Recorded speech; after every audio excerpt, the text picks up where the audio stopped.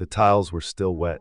Grandpa was crouched beside the basin, checking each fish that had been picked up, while Grandma gathered the toys scattered around the pond. The two kids stood close together on the other side of the courtyard. The younger one looked down at her teddy bear, one ear still wet. The older one glanced up every now and then quickly looked away from me. I bent down and set the pond upright again. One corner had cracked, and the little water left inside was running across the tiles in a thin stream. I grabbed the broom nearby, swept the broken pieces aside, then helped Grandpa move the remaining fish into the basin. Grandpa didn't ask the kids how they had knocked the pond over. He just told me to help move the basin into the shade, add some water, and check the fish one by one. Only when we were almost finished cleaning up did he turn to them. "Next time, don't climb on the edge of the pond, okay?" They both nodded. Grandpa went inside to wash his hands. Grandma carried the toys she had picked up and left them by the door, while the kids quietly took their bag and followed her. I stayed behind with the broom in my hand, looking at the courtyard we had just cleaned.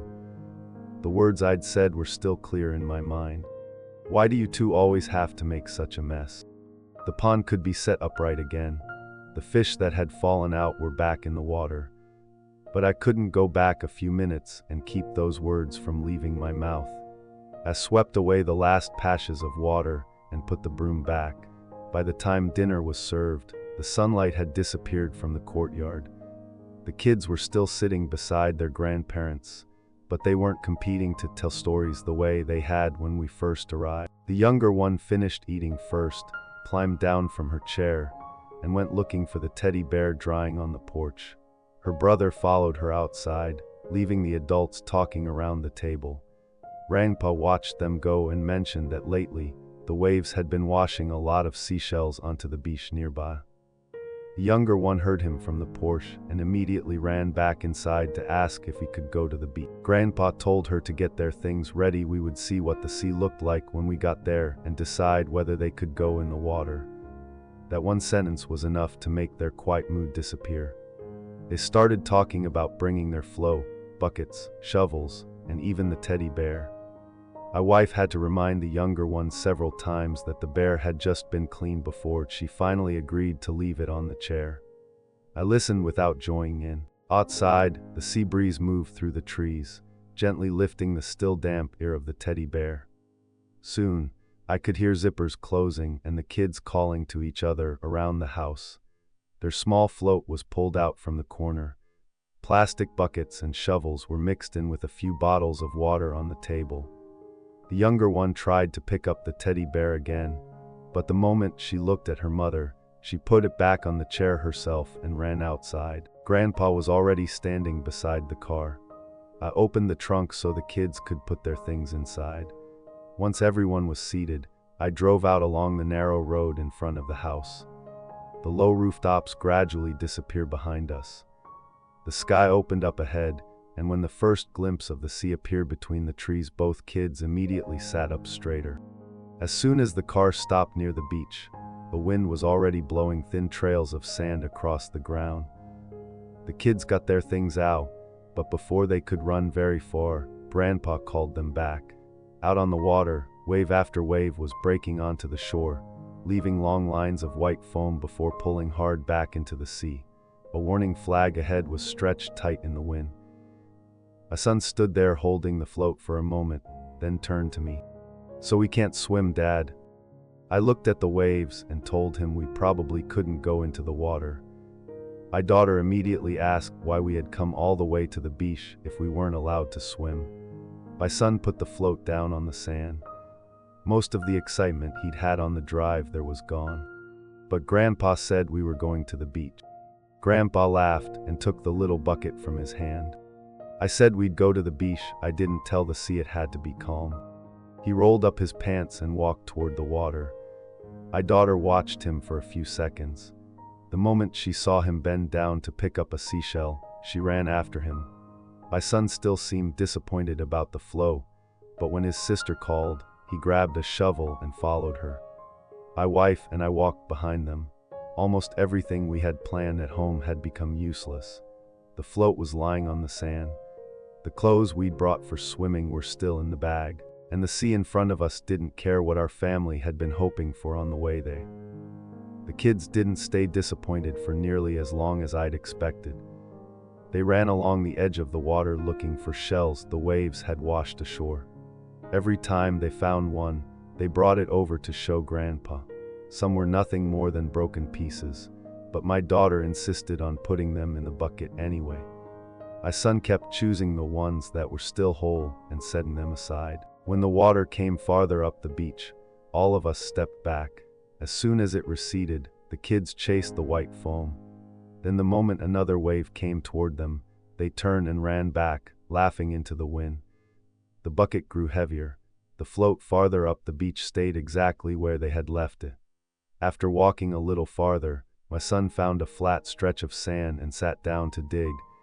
My daughter emptied the seashells beside him and started scooping sand with the bucket. They decided to build a long wall to keep the sea out. My son dug in front while his sister piled sand behind him. Every now and then they argued over one shovel, even though another one was lying right beside them. I sat down not far away. Grandpa looked at the wall getting longer and told them the waves would wash it away sooner or later. My son immediately started building it higher. My daughter pressed the sand down with both hands as if making it firm enough could stop the water from getting through. One wave rolled up the beach but stopped just before the wall. The kids cheered, turned around to make sure everyone had seen it, then kept digging. The next wave reached one corner and washed away a small section. They rushed over to repair it, piled on more sand, and extended the wall farther to the side. The wind was strong enough to nearly blow my daughter's hat away several times. My wife took some food out of the bag and passed it around. The kids sat beside their wall while they ate, still watching the waves move in and out. As soon as they finished, they grabbed their shovels and ran back down before any of the adults did. The shadows on the sand had shifted to one side, and the water was reaching farther up the beach than when we first arrived. The wall they had worked so hard to build was getting closer and closer to the white foam. But they kept reinforcing it, section by section, as if enough sand could somehow keep it there. Then a larger wave came in. It hit the middle of the wall, carved out a wide section, and spilled through. My daughter rushed over with her shovel to fill the gap. My son pulled sand up with both hands. Before they could finish repairing it, the next wave washed over almost the entire wall. The bucket rolled onto its side. The seashells they had collected scattered across the sand, and a few were pulled back toward the sea. I stood up, expecting crying or an argument over everything they had just lost. My son simply ran after the bucket. My daughter bent down, picked up the shells still near her feet, dropped them inside, then looked around. She pointed toward a higher patch of sand. "Let's build over there." The two of them grabbed their things and ran over. Where they had been sitting, only a crooked piece of the wall remained. Another layer of water washed over it and flattened what was left almost level with the beach. I stood there watching them start digging again somewhere else. The image of the fish pond lying on its side across the tiles came back to me. So did the things I had said to them. I'd gotten angry over something that could no longer be made to never have happened. And now, right in front of me, the sea had just taken away something the kids had worked hard to build. But they weren't standing there demanding that the wave put everything back the way it had been. "Dad." My daughter held up the other shovel. "Dig this hole." I walked over, took the shovel, and sat down beside them. The three of us dug a fairly deep hole, then made a narrow channel leading toward the sea. My son thought the water would flow into it when the tide came up. My daughter still wanted to build another wall around the outside. They argued about it for a while, then eventually decided to do both. I was given the job of digging the longest part of the channel.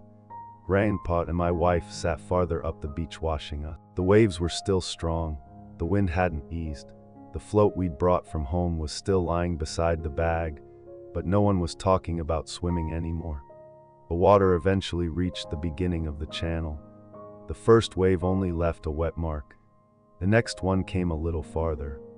Then finally, a thin stream of water flowed along the path the three of us had dug and emptied into the hole. The kids cheered. They leaned in close to watch the water swirl between the walls of sand, then started digging the hole even deeper. By the time the bucket was casting a long shadow across the sand, Grandpa stood up, brushed the sand from his pants, and told everyone it was time to pack up. My son still wanted to dig more. My daughter didn't want to leave the hole now that it had finally filled with water. But they gathered their shovels and the seashells they had left and put them back in the bucket. I carried the bag behind them. When I reached the place where we'd left our sandals, I turned around and looked at what the three of us had built. The water had already washed over the channel. The hole no longer had its original shape. Another wave came in, and the little wall beside it sank lower. Ahead of me, the kids were arguing over who had found the prettiest seashell. Neither of them looked back. When we got home, the basin holding the fish was still sitting in the shade. Grandpa looked at the crack in the old pond again and shook his head. Then he pulled out a large container and washed it so we could move the fish into it. I held the hose while he adjusted the small pump. It took us a while to get everything into place. The kids stood by the door washing, but they didn't come closer the way they normally would. Grandpa noticed and called them over. He pointed to one of the fish swimming along the side of the container and told them it was still fine. My daughter crouched down and watched it for a moment before asking whether the old pond could be repaired. Probably better to let it go. She looked down, both hands holding the handle of the bucket that still had sand stuck to it. "I'm sorry, Grandpa." Her brother stood beside her and apologized too. Grandpa simply rubbed their heads, told them to be more careful next time, then gave them some fish food to sprinkle into the water. I stood behind them, washing the three of them together. The old pond was still lying in the corner of the courtyard, with a crack running down one side. No matter how many times we cleaned everything up, it would never become the same pond it had been before it fell. I walked over to the kids. Dad got too angry. They both turned around. I looked at my son, then at my daughter. "I shouldn't have said those things to you." My daughter didn't say anything. She just looked at me for a moment, then held out the fish food still in her hand. "Dad, do you want to feed them?" I reached out and took it. A few pieces of food fell onto the surface. The fish immediately swam toward them, sending small circles across the still water. My son leaned down to watch. His sister squeezed in beside him. Within seconds, they were arguing again over which fish was eating the most. Their voices gradually filled the courtyard again. I looked at the cracked pond in the corner, then at the kids sitting beside the container. Once something has happened, there are parts of it I no longer get to choose. I can't choose a different wave after it has already arrived. I can't make the pond never have fallen. And I can't go back to the moment before certain words left my mouth. But what has already happened doesn't take every choice away from me.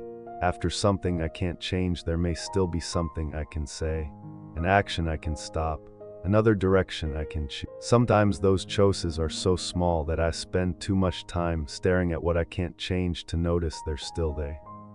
The kids finished feeding the fish and ran toward the front of the house. After a few steps, my daughter turned around and called for me. I put the container of fish food down beside Grandpa and followed them. Beyond the rooftops, I could still hear the sea. I used to think having a choice meant getting to decide what would happen to me, but life has never given me that kind of control completely. Some waves will still come whether I want them to or not.